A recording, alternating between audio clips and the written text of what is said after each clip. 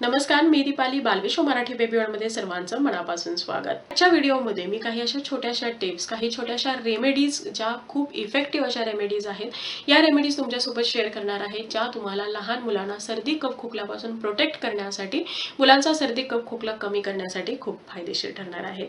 त्यामुळे व्हिडिओ शेवटपर्यंत जरूर पहा.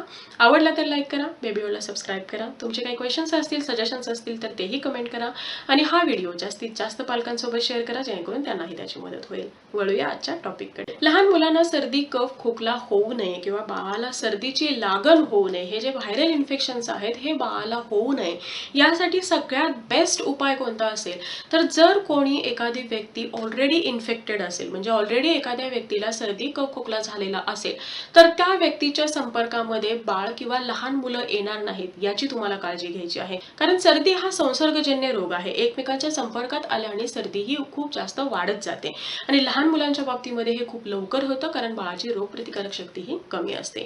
बाळाला कसल्याही प्रकारची डायरेक्ट थंड हवा किंवा गार हवा लागता कामा नये. ऋतू कोणताही असू द्या, प्रत्येक ऋतूमध्ये तुम्हाला बाळाचे तळहात, तळपाय, छाती आणि डोकं हे उबदार राहील याकडे लक्ष द्यायचं आहे. याचबरोबर नॉर्मली आपण काय करतो की बाळाचा मसाज झाला की बाळाला लगेच अंघोळ घालतो. यामुळे सुद्धा बाळाला सर्दी ही खूप लवकर होते. आपण मसाज करतो, बाळ खेळून येतो, त्यावेळी शरीराचं जे तापमान आहे हे वाढतं आणि त्यानंतर जर तुम्ही लगेच बाळाला अंघोळ घालत असाल तर या तापमानामध्ये लगेच घट होते आणि तापमानामध्ये झालेला हा जो बदल आहे, इन्स्टंट चेंज आहे, यामुळे लहान मुलांना सर्दी कफ खोकला होतो. तर हे अवॉइड करण्यासाठी तुम्हाला मसाज केल्यानंतर, बाळ खेळून आल्यानंतर किंवा बाळाने एक्सरसाइज केलेला आहे आणि त्यानंतर कमीत कमी 15 ते 30 मिनिटं जाऊ द्यायचे आहेत आणि त्यानंतरच बाळाला अंघोळ घालायची आहे.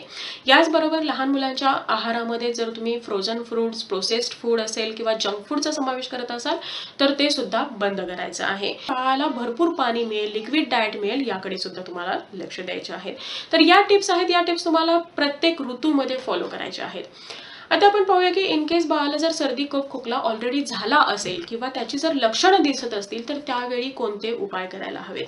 या व्हिडिओमध्ये मी काही होम रेमेडीज, काही आयुर्वेदिक असे उपचार सांगणार आहे.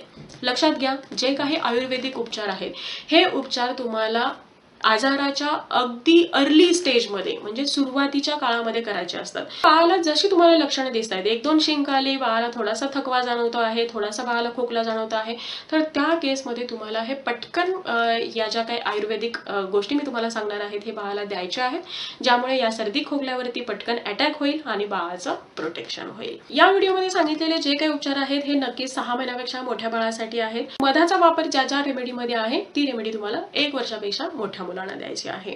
या रेमेडी सोबतच तुम्हाला बाळाला डेली कोमट पाणी द्यायचं आहे.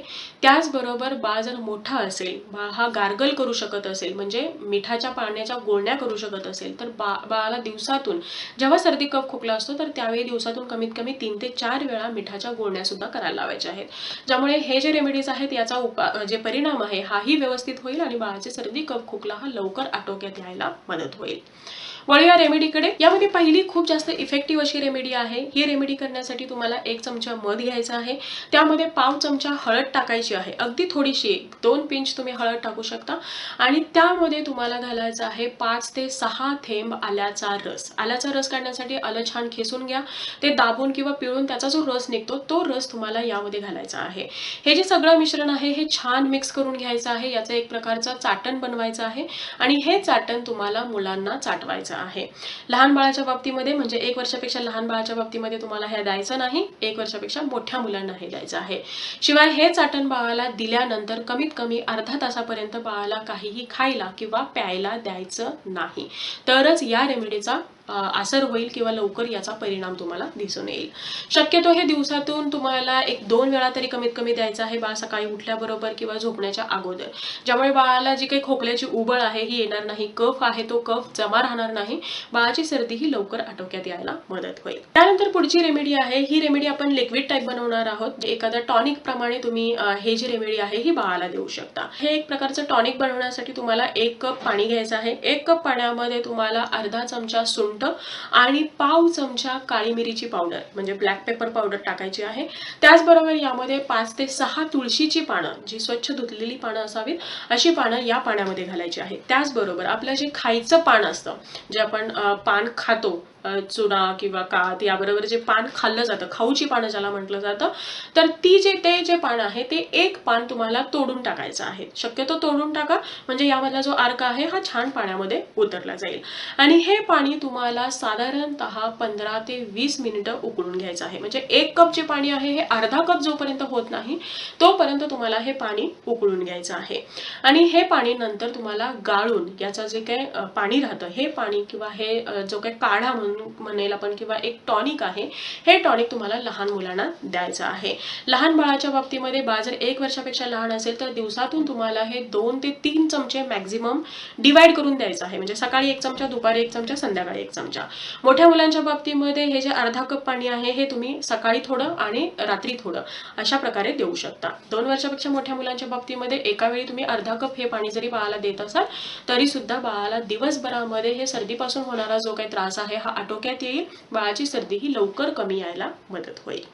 यानंतर पुढचा उपाय आहे. हा उपाय करण्यासाठी 1 चमचा गुळामध्ये थोडीशी हळद आणि आल्याचा रस किंवा सुंठ ही मिक्स करायची आहे. हळद आणि जे सुंठ आहे हे दोन्ही मिळून अर्धा चमचा व्हायला हवं आणि ते तुम्हाला 1 चमचा गुळामध्ये मिक्स करायचं आहे. खूप छान पद्धतीने मिक्स करायचं आहे. त्याचे छोटे छोटे बॉल्स करायचे, छोटे छोटे गोळे करायचे आणि हे गोळे तुम्हाला लहान मुलांना चाखून खायला द्यायचे आहेत. म्हणजे त्यांनी ते चोखून खायला हवेत. गोड असल्यामुळे बाळ हा पटकन खातो आणि बाळाची सर्दी, कफ, खोकलाही लवकर कमी यायला मदत होते. ही रेमेडी तुम्ही 6 महिन्यापेक्षा मोठ्या बाळाला करू शकता. फक्त लहान बाळाच्या बाबतीमध्ये यामध्ये आपण गुळ वापरतो आहे त्यामुळे त्याचं प्रमाण हे कमी असायला हवं. तर या काही 3 अशा इफेक्टिव्ह रेमेडी होत्या. Thank you so much for watching. Bye bye. See you soon with new topic.